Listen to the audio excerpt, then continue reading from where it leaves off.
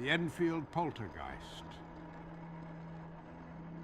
On an ordinary suburban street in North London, among the tidy rows of council houses built after the war, stands a modest brick home that looks almost indistinguishable from its neighbors. It has a small front garden, a narrow hallway, a staircase that creaks, and a living room where children once sprawled in front of a flickering television set. For decades, thousands of people have driven past it without a second glance.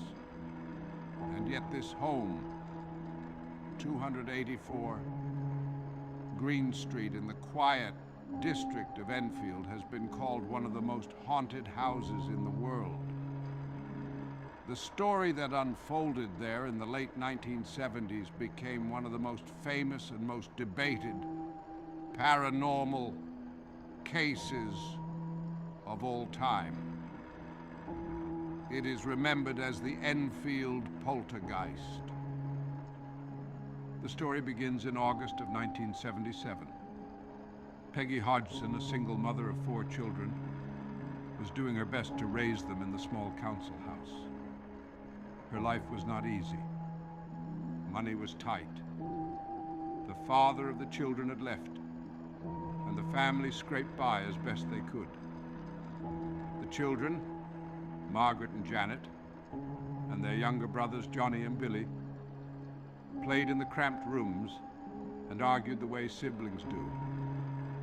But late that summer, something began to change. It started small, as these stories so often do. Strange noises, the kind that could be explained away. Knocks, taps, the shifting of furniture. Peggy at first thought it was the children fooling round, or perhaps the pipes rattling in the walls. But soon, the noises grew louder, sharper, and far harder to ignore. One night, Janet, just 11 years old at the time, complained that her bed was shaking. Her mother dismissed it until she saw a heavy chest of drawers moving across the floor of the girl's room, scraping and groaning against the carpet as though pushed by invisible hands. Peggy tried to push it back against the wall, but it resisted her efforts. When it finally did slide back, it came forward again, as if something did not want it to stay still. Shocked and terrified, Peggy gathered the children and ran to a neighbor's house. The neighbors themselves heard the strange knocks and bangs echoing from next door, even though no one was inside. They too felt that something was terribly wrong. Soon after, the police were called. 2 officers came to investigate, expecting nothing more than a domestic disturbance or children's mischief. But one of those officers, a woman, would later report that she watched a chair slide across the floor without anyone near it. She checked it for wires, for trickery, for any explanation, and found none. Though the police could do little more than document what they saw, their testimony gave the Hodgsons' claims a strange legitimacy. It wasn't just frightened children saying these things. Adults had seen it too. The disturbances escalated over the weeks. Furniture toppled. Toys and Legos were hurled across rooms with force, striking walls and sometimes people. Objects vanished and reappeared in impossible places. Knocks and raps responded directly to questions, as though some intelligence was answering back. And most disturbingly, Janet herself seemed to be at the center of the activity. She was thrown from her bed, sometimes across the room. She was found twisted in impossible positions, levitating inches above her mattress, witnessed by her mother, her siblings, and later journalists who came to document the events. Her voice at times changed into something deep, gravelly, and strange, far older and harsher than that of a child. The Hodgsons sought help wherever they could. Reporters from the Daily Mirror newspaper came to the house curious about the claims. They too said they saw objects move and heard the knocks.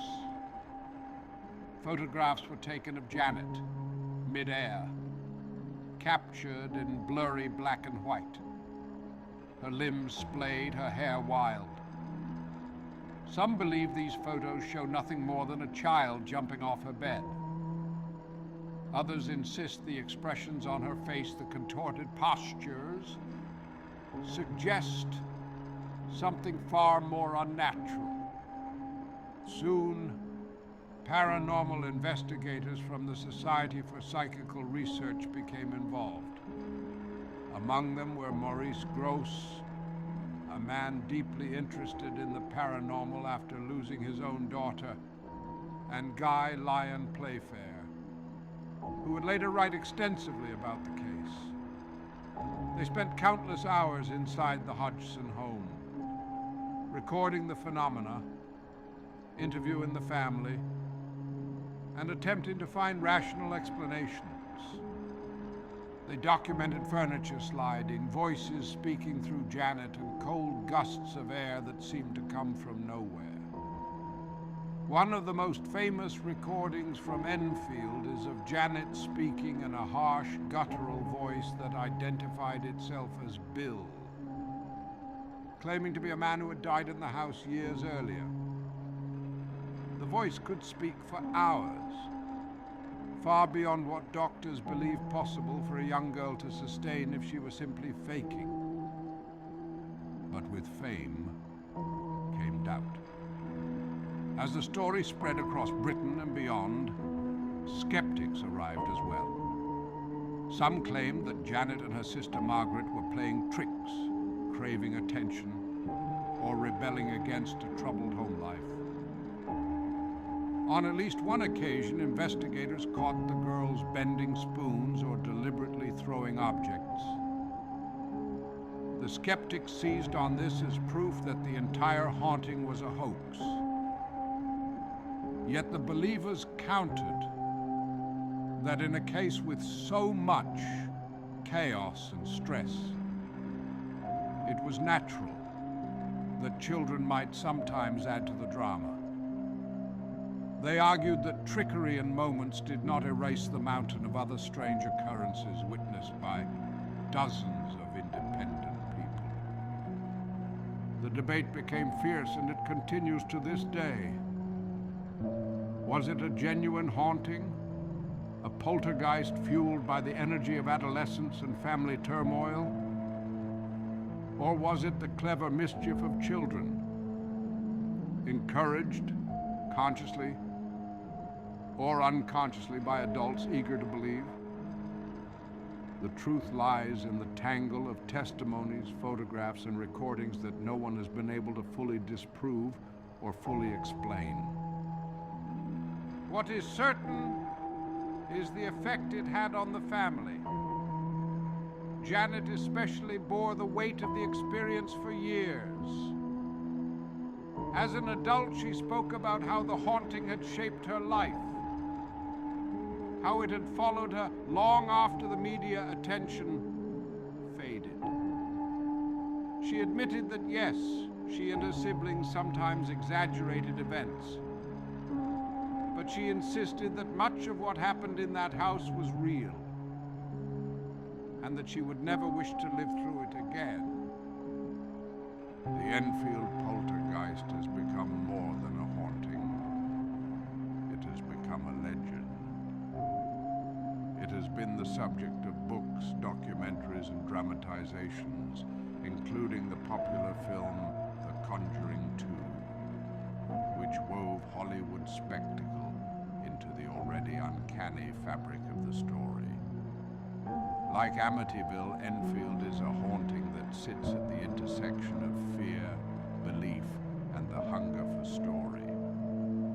It is part paranormal mystery, part social drama, and part cautionary tale about the way we interpret the unexplained.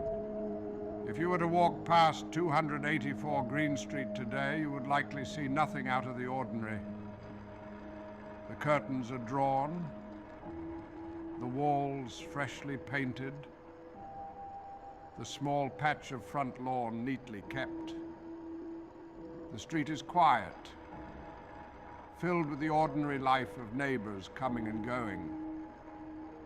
And yet, if you know the story, you cannot look at that house without imagining the raps in the walls, the chair sliding across the floor, or the sound of a child's voice transformed into something ancient and unsettling.